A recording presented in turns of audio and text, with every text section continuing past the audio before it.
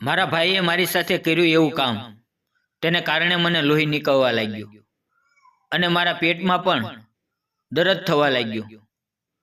તે દિવસે ઘરે કોઈ નહોતું એટલે મારા ભાઈએ મોકાનો ફાયદો ઉઠાવ્યો અને તે મને તેના રૂમમાં લઈ ગયો.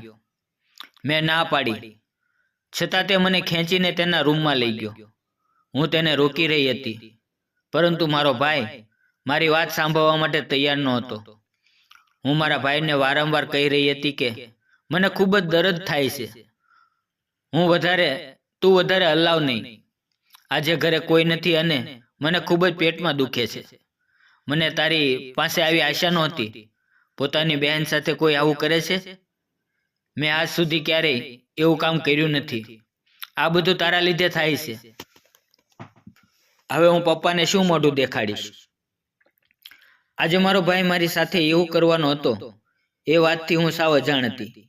મને મારા ભાઈ પાસે આવી આશા નહોતી કે મારો ભાઈ મારી સાથે આવી હરકત કરશે. હું ના પાડતી રહી છતાં પણ.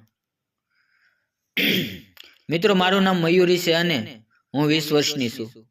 મારે એક મોટો ભાઈ છે જે મારાથી 3 વર્ષ મોટો છે અને મારી માનું 5 વર્ષ પહેલા અવસાન થઈ ગયું છે.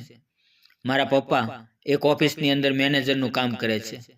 હું અને મારો ભાઈ કોલેજ કરી રહ્યા હતા, પરંતુ જ્યારે કોલેજમાં રજા હોય ત્યારે અમે બંને ઘરે એકલા રહેતા. એક દિવસની વાત છે, મારા પપ્પાને ઓફિસના કામ માટે બીજા શહેરમાં જવાનું થયું. મારા પપ્પાએ કહ્યું કે મારે ઘરે પાછા આવતા 2 દિવસનો ટાઈમ લાગશે, તો બંને ધ્યાન રાખીને ઘરે રહેજો. મારા પપ્પાની બસ સાંજે 8 વાગ્યાની હતી. મારા પપ્પા ઘરેથી 7 વાગ્યે બસ સ્ટેન્ડ માટે જતા રહ્યા. કોલેજની સાથે સાથે મારો ભાઈ કપડાં સીવવાનું કામ કરતો હતો. મને કપડાં સીવવાના મશીનથી ખૂબ જ ડર લાગતો, એટલે હું ક્યારેય પણ મશીનની પાસે જતી નહીં. કારણ કે એક દિવસ હું મશીન ઉપર કામ શીખી રહી હતી ત્યારે મશીનની સોય મને આંગળીની અંદર લાગી ગઈ હતી, એટલે હું ખૂબ જ ગભરાઈ ગઈ હતી. મારા પપ્પા ગયા એટલે મારો ભાઈ મારા રૂમમાં આવ્યો અને તે મને કહેવા લાગ્યો, દીદી, તું મારા રૂમમાં આવ, મારે તારું કામ છે. મેં કહ્યું, હું અત્યારે નહીં આવું, મારા પેટની અંદર ખૂબ જ દર્દ થાય છે. એટલે મારો ભાઈ મને બળજબરીપૂર્વક ખેંચીને પોતાના રૂમમાં લઈ ગયો અને મને કહેવા લાગ્યો, આજે હું તને કપડાં સીવવાનું શીખવવાનો છું. મેં કહ્યું, મને સિલાઈ મશીનથી ખૂબ જ ડર લાગે છે. મારા ભાઈએ કહ્યું, તું બેસ તો ખરી, હું તને શીખવાડું છું. પછી હું મશીન ઉપર બેસી ગઈ અને મશીન ચલાવવા લાગી. થોડી વાર પછી મારો ભાઈ કિચનમાં પાણી લેવા માટે ગયો અને અચાનક મારી આંગળી મશીનની સોયમાં આવી ગઈ. મને ખૂબ જ દર્દ થવા લાગ્યું.